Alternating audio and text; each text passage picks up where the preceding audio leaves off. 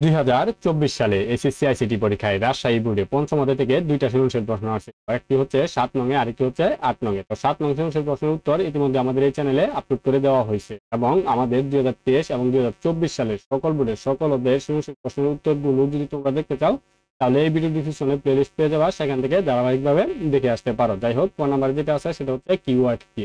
Keyword হচ্ছে C ভাষায় কিছু সংরক্ষিত শব্দ, যে শব্দগুলো সবসময় একই ধরনের কাজ করবে, প্রোগ্রামে কোনো পরিবর্তন আনবে না, তাদেরকে কিওয়ার্ড বলে। তো উত্তরটা তোমরা এইভাবে লিখতে পারো, কিওয়ার্ড হলো সি প্রোগ্রামিং ভাষায় ব্যবহৃত বেশ কিছু সংরক্ষিত শব্দ। তোমরা আরো বেশি বুঝে যাবা যখন আমরা কোডিংটা দেখাবো। তো আমাদের এই সৃজনশীল প্রশ্নের উত্তরগুলো কোডিং এর মাধ্যমে দেখাবো একেবারে সফটওয়্যার ব্যবহার করে। এতে করে তোমাদের যে সুবিধাটা হবে সেটা হচ্ছে, যদি কোথাও কোনো বানান কিংবা সেমিকোলনও যদি ভুল হয় তাহলে তোমরা এটা সহজে বুঝতে পারবা। যেমন ধরো এখানে একটা সেমিকোলন আমাদের নাই, যদি না থাকে তাহলে এখানে যদি আমরা প্রোগ্রাম রান করি, দেখো এখানে কিন্তু ভুলটা দেখাচ্ছে যে এখানে কোনো একটা ভুল আছে। এই সামান্য ভুলের কারণে কিন্তু আমাদের প্রোগ্রামগুলো সঠিকভাবে কাজ করবে না। এখন যদি দেই, দেখুন আমাদের প্রোগ্রামটা কিন্তু রান করতেছে। এখানে কি enter the temperature in Celsius, Celsius যদি আমরা 100 ডিগ্রি দিয়ে দেই, তারপর দেখো এখানে কিন্তু আমাদের ফারেনহাইটের যেটা সেটা কিন্তু এখানে চলে আসছে। এভাবে কিন্তু আমরা যদি সফটওয়্যারের মাধ্যমে সৃজনশীল প্রশ্ন উত্তরগুলো করে থাকি তাহলে আমাদের উত্তরে কোনো ভুল আছে কিনা সেটা সহজেই ধরা পড়বে এবং সেটা আমরা সহজে শিখতে পারবো এবং ভুলগুলো আমরা সহজে শিখতে পারবো। যেটা খাতা কলমে করতে গেলে আমাদের ভুলগুলো ধরা পড়ে না এবং যেটা আমরা শিখি সেটাকে আমরা সঠিক মনে করি ভুল হলেও। তো এই একটা সুবিধা আমরা এখানে পেয়ে যাব। তার পাশাপাশি এখানে তোমরা দেখতে পাচ্ছ যেটা বলছিলাম যে সংরক্ষিত শব্দ, সংরক্ষিত শব্দ হচ্ছে যে কিওয়ার্ড। এই যে ফ্লোট, ফ্লোট কিন্তু সবসময় ফ্লোট হিসাবেই কাজ করবে, অর্থাৎ কি দশমিক সংখ্যা হিসাবে কাজ করবে। এই যে প্রিন্ট এফ, প্রিন্ট এফ সবসময় প্রিন্টের কাজই করবে। এখানে এই যে তারপর স্ক্যান এফ আছে, এই যে এখানে দেখতে পাচ্ছ স্ক্যান এফ, স্ক্যান এফ, এই শব্দগুলো সবসময় যেই কাজের জন্য দেওয়া হয়েছে সেই কাজটাই করবে, তাই এগুলোকে কিওয়ার্ড বলা হয়। পাশাপাশি দেখো এখানে যদি আমরা এই যে স্ক্যান এফ বা এই যে ইলসের এটা যদি বড় হাতের করে দেই, বড় হাতের করে দেই, তাহলে কিন্তু আমাদের প্রোগ্রামে ভুল ধরবে। দেখো এই যে এখানে ভুল ধরছে, কারণ কি এখানে আমাদের এই সি প্রোগ্রামিংতে বড় অক্ষরের যে বর্ণগুলো আছে সেগুলো ব্যবহার করা যায় না, ছোট অক্ষরের বর্ণগুলো ব্যবহার করতে হয়। আর এই যে এই বর্ণগুলোকে কি বলা হয়, কেস, অর্থাৎ বড় হাতের কেস বা ছোট হাতের কেস। কেস কি বর্ণ, বর্ণ বড় হাতের বা ছোট হাতের, এটা কিন্তু আমাদের এখানে লক্ষণীয়। ছোট হাতের অক্ষরে আমাদের প্রোগ্রামটা রচনা করতে হয়, যেটা কিন্তু আমাদের HTML এ কখনোই হয় না।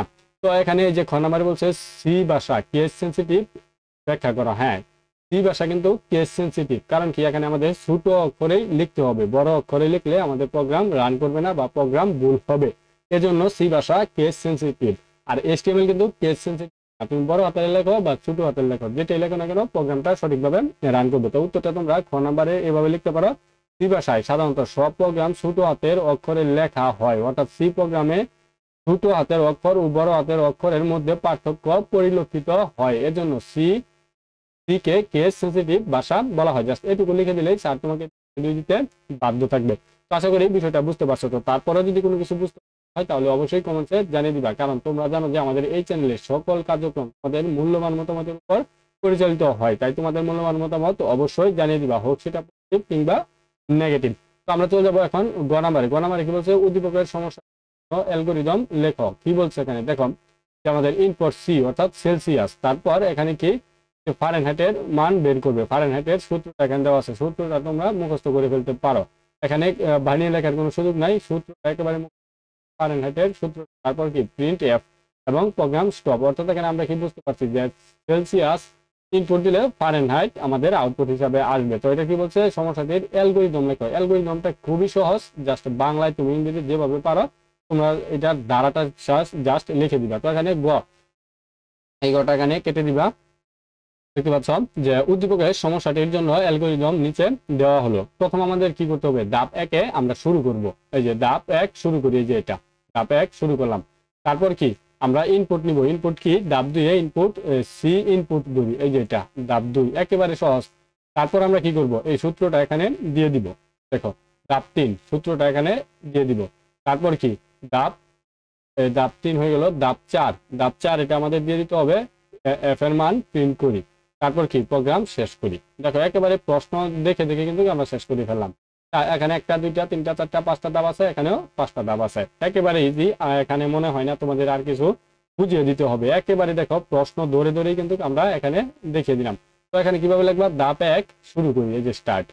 ধাপ 2 সি ইনপুট নেই, ইনপুট।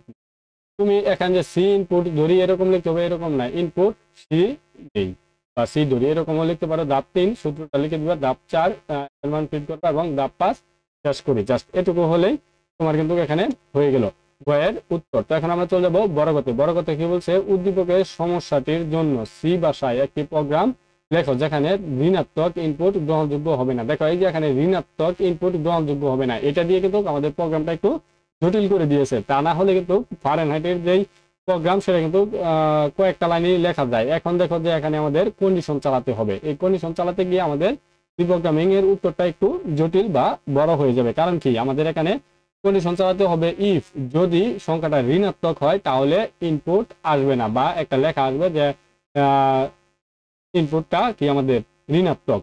আর যদি পজিটিভ হয় তখন তো আমাদের মানটা এমনিতেই দিয়ে দিবে।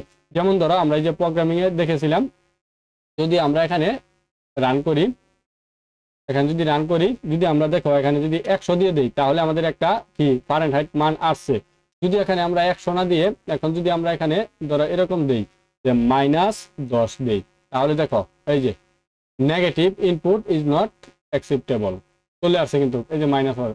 তাহলে কি আমাদের এই লেখাটা আসবে, অর্থাৎ কি যদি আমাদের সংখ্যাটা কি নেগেটিভ হয় তাহলে আমাদের এই লেখা আসবে, আর যদি পজিটিভ হয় তাহলে সূত্রটা দিয়ে ক্যালকুলেশন করবে, তারপর কি আমাদের রেজাল্টটা দেখাবে। এটাই তো আমি আবারও বলি, নেগেটিভ হলে আমাদের রেজাল্ট হিসেবে দেখাবে negative input is not acceptable, আর যদি পজিটিভ হয় তাহলে ক্যালকুলেশন করে আমাদের ফারেনহাইটের মানটা দেখাবে।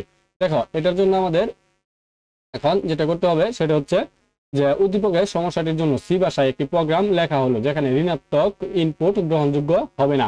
দেখো ইনক্লুড হ্যাশ ইনক্লুড stdu অর্থাৎ standard input output dot h অর্থাৎ হেডার ফাইল। তো এখানে তারপর মেন ফাংশন আমাদের শুরু করতে হবে, যেখানে ইন্ট তুমি দিলেও পারো না দিলেও পারো, যে এখানে এটা। তো আমাদের সেকেন্ড ব্র্যাকেট শুরু করতে হবে, তারপর যে ফ্লোট। ফ্লোট কেন, আমাদের এই যে ফারেনহাইটের মানটা কিন্তু কোনো কোনো সময়ে আমাদের দশমিকেও আসতে পারে। তো এটা দশমিকের পরের সংখ্যাও আসতে পারে, তাই এখানে ফ্লোট। যদি পূর্ণ সংখ্যা হয় সেটা আমরা ইন্ট দেই, এখানে দশমিকেও আসতে পারে, তাই ফ্লোট। দুইটা ইনপুট থাকবে, একটা হচ্ছে সি ইনপুট বলতে দুইটা এখানে দুইটা ভেরিয়েবল থাকবে, একটা হচ্ছে সি আর একটা হচ্ছে এফ। সিটা ইনপুট যাবে এবং এফটা কি আউটপুট হিসাবে গণ্য হবে। তো এখানে আমাদের এই দুইটা কাজ হয়ে গেছে। এই দুইটা কাজ হয়ে যাওয়ার পর আমাদের যে কাজটা হবে যে এখানে প্রিন্ট, অর্থাৎ প্রিন্ট দিয়ে আমাদের দিতে হবে যে আমরা যে লেখাটা এখানে লিখবো সেই লেখাটা, অর্থাৎ আমরা এই যে প্রোগ্রামটা রান করার সময় দেখো এখানে আমাদের একটা লেখা আছে যে enter the temperature in Celsius. এই লাইনটা যদি না দেয় তাহলে কিন্তু আমাদের প্রোগ্রাম কাজ করবে। তো তার আগে আমরা দেখে নেই যে এটা কিরকম আসে।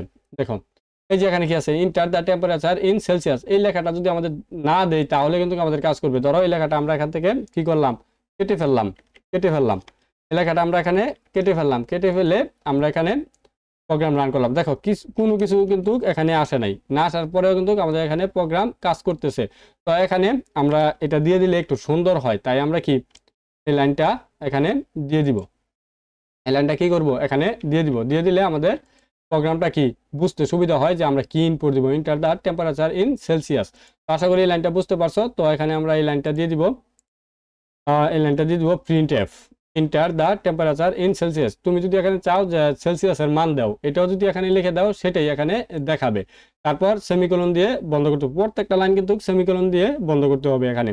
তারপরে আমরা চলে যাব কি আমরা যে ইনপুট দিব কিবোর্ডের মাধ্যমে সেটার জন্য এখানে স্ক্যানএফ এই যে দশমিক সংখ্যা আমরা কিন্তু দিতে পারি তাই পার্সেন্টেজ এফ কমা ডাবল কোটেশনের ভিতরে পার্সেন্টেজ এফ, যেহেতু আমরা দশমিক সংখ্যা দিতে পারি। এবং এখানে আমাদের কি করতে হবে, সি এর মান প্রকাশ করব, অর্থাৎ সি এর ইনপুট অর্থাৎ সেলসিয়াস দিব, তাই এখানে এন্ড সি, তারপর সেমিকোলন দিয়ে আমরা লাইনটা বন্ধ করব। তারপর আমরা কিন্তু কন্ডিশন চালাবো, ইফ কি যদি সি এর মান 0-র চেয়ে ছোট হয় তাহলে কি হবে, আমাদের এখানে দেখাবে negative result is not possible, বা নেগেটিভ রেজাল্ট এখানে দেখানো হয় না।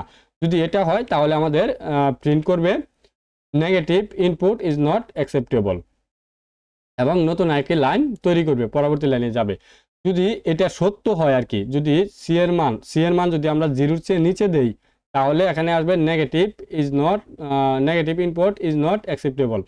আর যদি এটা সত্য হয় যদি সি এর মান যদি 0-র চেয়ে বড় হয়, সত্য হয়, তাহলে আমাদের কি করবে, এই যে এই সূত্রটা দিয়ে ক্যালকুলেশন করবে এবং কি আমাদের ফারেনহাইটের মানটা প্রকাশ করবে। তার মানে কি এখানে ইলস অন্যথায়, এই যে ইফ যদি এটা সত্য হয় তাহলে এটা প্রকাশ করবে, ইলস অন্যথায় যদি অন্যথায় অন্যথায় কি এখানে দেখো সি এর মান যদি 0-র চেয়ে ছোট হয় তাহলে এটা প্রিন্ট করবে ইলস অন্যথায়। অন্যথায় বলতে কি যদি বড় হয় বা এর বিপরীত হয় তাহলে আমাদের এই ক্যালকুলেশনটা করবে কি ফারেনহাইটের যে সূত্রটা সেটা এখানে দিবে। দেখো বুঝতে পারছো কিনা, দিবে এবং আমাদের প্রিন্ট দিবে কি, প্রিন্ট দিবে কি দেখো, প্রিন্ট দিবে টেম্পারেচার ইন ফারেনহাইট পার্সেন্টেজ কি এফ, টুটা থাকবে না, এখানে টুটা থাকবে না। তো দেখতে পাচ্ছ যে যদি আমাদের কি যদি এই কন্ডিশনটা সত্য হয়, সি এর মান যদি 0-র চেয়ে ছোট হয় তাহলে কি নেগেটিভ মান গ্রহণ করবে না। অন্যথায় যদি এটা মিথ্যা হয়, যদি সি এর মান কি 0-র চেয়ে বড় হয়, যদি মিথ্যা হয় তাহলে কি এখানে আমাদের এই ক্যালকুলেশনটা করবে এবং প্রিন্ট করবে কি টেম্পারেচার ইন ফারেনহাইট, ফারেনহাইটের রেজাল্টটা প্রিন্ট করবে এবং এখানে যে সংখ্যাটা সেটা এখানে প্রকাশ করবে। দেখো যে এই যে পার্সেন্টেজ এফ অর্থাৎ সংখ্যাটা দশমিকও প্রকাশ করতে পারে। এখানে ব্র্যাকেট এন না দিলেও আমাদের চলে, তারপর কমা এফ, এটা যদি তুমি না দাও তাহলে কিন্তু প্রোগ্রাম সঠিক কাজ করবে। তারপর আমাদের কি রিটার্ন 0, তারপর আমাদের প্রোগ্রামটা শেষ। তো আশা করি এই বিষয়টা তোমরা এখানে বুঝতে পারছো। তো তারপরে যদি কোনো কিছু বুঝতে হয় তাহলে অবশ্যই কমেন্টসে জানিয়ে দিবা, আমি সর্বোচ্চ চেষ্টা করবো তোমাদের বুঝিয়ে দেওয়ার জন্য। তো ভিডিওটি প্রথম থেকে শেষ পর্যন্ত দেখার জন্য তোমাদের অসংখ্য ধন্যবাদ। আসসালামু আলাইকুম।